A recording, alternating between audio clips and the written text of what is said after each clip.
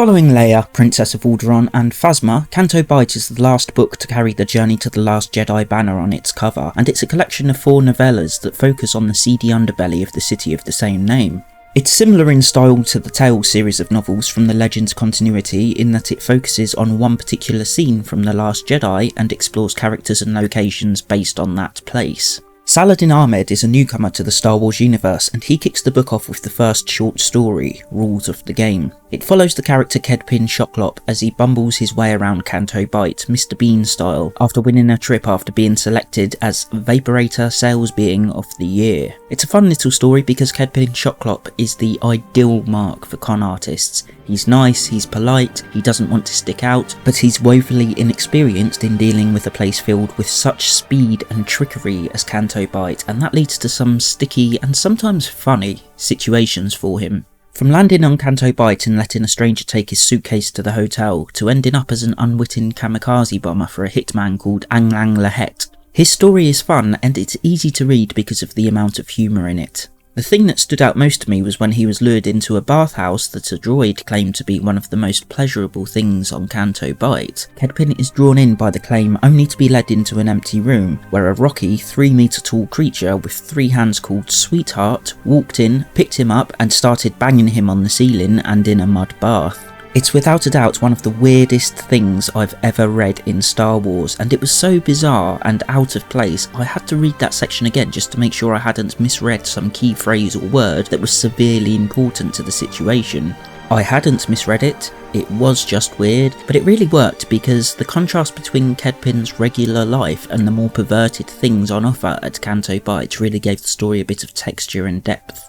I looked on Wikipedia and it says Sweetheart actually works for the droid, but that's not how I interpreted the story. I thought the droid was playing both Kedpin and Sweetheart, offering both Sweetheart the chance to do that to someone, and offering Kedpin the unnamed thrill, both for a fee. I could be wrong, but making money off both sides seems to fit in with the theme of Canto Bight.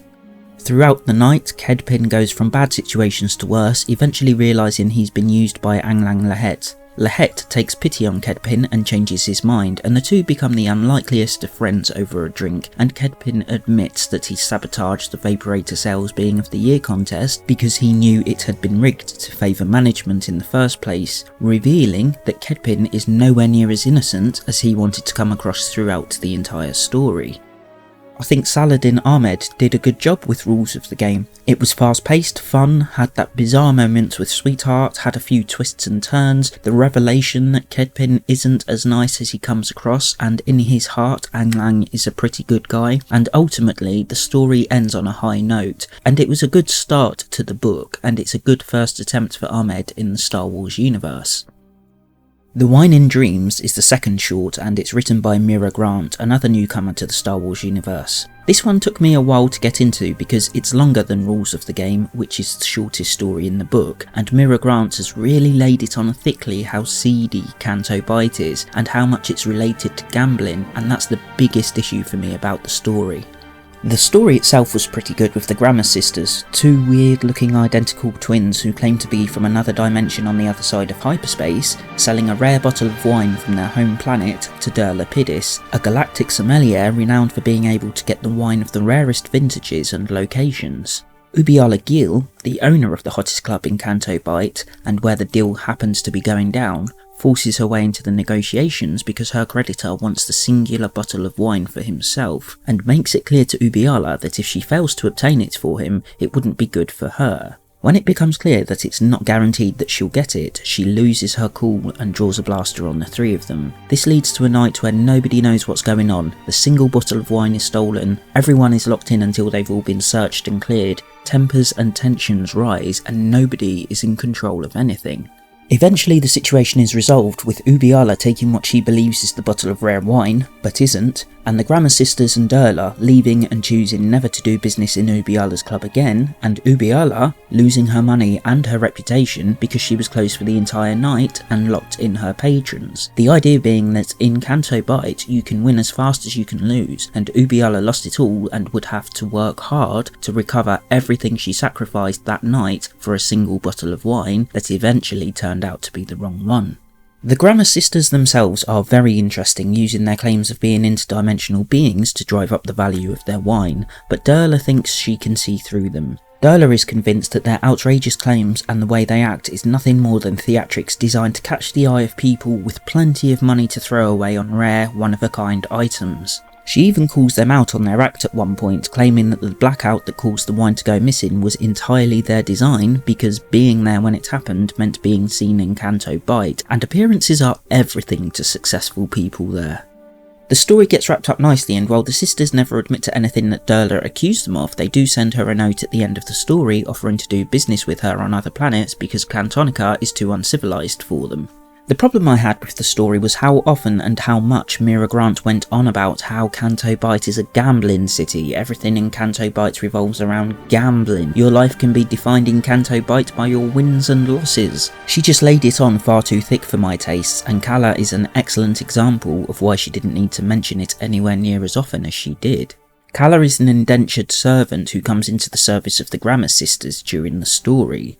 Kala's story is told, and that's all that really needed to happen, but Grant has insisted on writing a paragraph on what seems to be every other page about how life in Canto Bight revolves around gambling and how easy and quickly someone can win or lose, and it really gets tiring after a while. I always prefer when authors write about what's happening and what has happened and lets the reader infer from that whatever they may. So by constantly forcing in unnecessary exposition and reminders of how Canto Bight works, especially in places where it doesn't make sense, it detracts from the story as a whole. An example of when she does this is when Kala is knocking on the door to Ubiala's club, and she's knocking, then gets into the rhythm, and the rhythm reminds her of life in Canto Bight and the fact that people's lives are decided by the bets they take. She just never stops with it, and it's really annoying. I'm not saying she should never have said anything about it, but the amount she has talked about it is far too often, and it's usually out of place. I can almost sense the invisible hand of Disney whispering in her ear as she writes, "Make sure people know Canto Bight is about gambling. They'll love that just like they'll love The Last Jedi." My other issue with Grant's story is the fact that it's third person present tense, and to be honest I'm getting a bit sick of authors using Star Wars as a platform for their experimental writing. The problem I have with present tense is it makes whatever story it is feel dead, and I thought Disney would have learned after the Aftermath trilogy that people want the Star Wars they know. They want good stories written well, not mediocre stories written in unusual formats. While The Wine in Dreams didn't suffer too badly from having this perspective, I still would have preferred the tried and tested third person past tense because it just works, and in my opinion the only Star Wars book in the current canon that uses present tense well is Phasma, and that's only because it serves to separate the events happening between Vi Moradi and Cardinal in the present and the story Vi Moradi tells Cardinal, and when you tell stories to people they're always in the past tense. So I do wish Disney would just tell their authors to just write in the traditional perspective of third person past tense, because I'd rather be impressed by them getting it right and telling a good solid story than by them showing how many things they can do but in a mediocre way. So I did enjoy The Wine in Dreams, but it is brought down a bit by the repetition Grant used to hammer home the kind of place Canto Bight is. It's a good first attempt for Grant though, but The Wine in Dreams definitely isn't my favourite story in the book. In fact, it's my least favourite story because of the repetition. Since I mentioned Phasma, and this has nothing to do with Canto Bight, I would just like to point out how stupid Disney is releasing 2 Delilah S. Dawson books on the same day. Both Galaxy's Edge, Black Spire and the Skywalker Saga are slated for release on September the 3rd, and that just seems stupid to me. We can go months without a Star Wars book being released, then we get 2 by the same author on the same day. I really wish Disney would pace these things properly. And since I've mentioned Black Spire, I'm calling it right now. Disney are opening the Black Spire Park in June, and so far the only thing Black Spire has been in, as far as I know, is Thrawn Alliances. There is no way they would build an attraction like that just because it's in one obscure book. Sure, it's not obscure to people like us, but it's obscure to people who don't read the books and comics, and I'd bet dollars to donuts that's at least 3/4 of the people who go to see the movies, and probably more to be honest. So why build it? Because it will be in episode 9. That's my guess. We know Snoke was from the Unknown Regions, and we know the Black Spire is on Batuu, and we know Batuu is between the Outer Rim and the Unknown Regions, so who knows, maybe we'll see the Resistance, or what's left of it, head out to Snoke's origin point and end up on Batuu. They're also gearing up for a massive multimedia campaign centred around Black Spire, which features a picture of the Millennium Falcon on Batuu, and there's no way they would build rides at Disneyland or create multimedia projects because it was in one book. I honestly think Black Spire will be in episode 9, but we'll see. Hear Nothing, See Nothing, Say Nothing is the third story in the book, and it's written by Ray Carson, who also wrote the short story The Red One, a story about the Red R2 unit with the bad motivator in A New Hope in From a Certain Point of View, and who would also go on to write Most Wanted, the young adult novel tie-in to the Solo movie. Yes, I know that Astromech unit was actually an R5 unit, but Luke calls it an R2 unit in A New Hope, so that's what sticks with me. Hear Nothing, See Nothing, Say Nothing follows Lexo Suja, a masseuse in Zord's spa and bathhouse, a place known for being the place that gives the best massages in the galaxy. His daughter, Lula, is kidnapped by Stur Ghana, a local councillor by day and gangster by night, in order to convince Lexo to inform him of any tidbits of information he hears from his customers at the spa that might help him gain the upper side in some mysterious, soon-to-come war. It's not clear whether the war is the big one, i.e. the Resistance versus the First Order, or if it's just a war for control of crime on Canto Bight. Either way, Lexo will do anything to get his daughter back, including bringing out some old skills he once used as an assassin. It's a story where the protagonist goes from person to person and place to place, constantly being told what to do and where to go, but that's okay, because in this case, Lexo is a simple guy. He wakes up, looks after his daughter, goes to work for 12 hours a day, goes back home, looks after his daughter, then goes to bed. Rinse and repeat. He's not a complicated person, so having someone give him guidance in a situation like this makes sense. It might seem odd that a former assassin needs help navigating a situation like this or a seedy underworld like Canto Bight, but Lexo was never an assassin that went out and hunted people. Rather, he would massage slave fighters before a fight and secrete pheromones onto their skin, which their bodies then absorbed, and relax them to the point where they literally couldn't fight. It's nice to see pheromones being included in the new canon, considering how important they were in Legends. It's a shame that the Faline haven't been shown to have the same pheromone ability Steve Perry wrote about in Shadows of the Empire, because a lot of people loved Prince Shizor and the way he used that ability to manipulate Leia to his advantage. It's not exactly the same ability, but it's certainly a step in the right direction. Not everything has to be blasters and lightsabers when it comes to Star Wars. Hear Nothing, See Nothing, Say Nothing is a fun story that kept me entertained, and based on Carson's work here, I'm looking forward to reading Most Wanted. I'm still dubious about it though, because it's a young adult novel, but I'll be going in cautiously optimistic.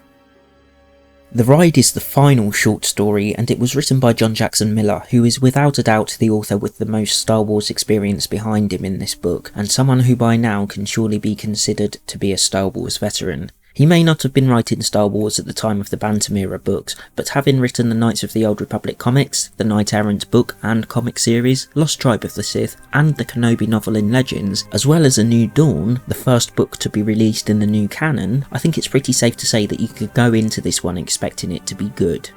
It follows Kaljak Sonri, a Heptuinian whose job it is to sit there and play cards in the Canto Bight casino. The idea is that he gets paid minimum wage, but he can play games and win money, and while he does that, he creates games with other players, which in turn means the casino will win more money. It's a clever system used by the casino to win more money from its customers. Cal has his own particular systems that he's worked out over the years to maximise his return on his bets, and his entire night is turned upside down when he meets Dodi, Wodi and Thodi, Suaton brothers, and one of them, although I don't know which one, is the character that inserted a coin in BB-8 in The Last Jedi. These brothers seem to throw caution to the wind, and rather than betting based on how many cards have been played, they place their bets on completely arbitrary things. For instance, something like seeing 7 people at a table in black coats, so they might bet black 7. The intriguing thing about the brothers is their bets usually work. Cal loses all his money, has to pay back 800,000 credits to Stur Ghana, the gangster from Hear Nothing, See Nothing, Say Nothing.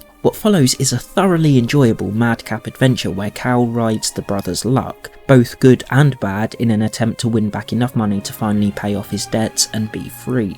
What Cal hadn't counted on though was that the brothers and their strange luck seems to affect life beyond just the casinos and can have insane effects on people's lives if you believe it's real.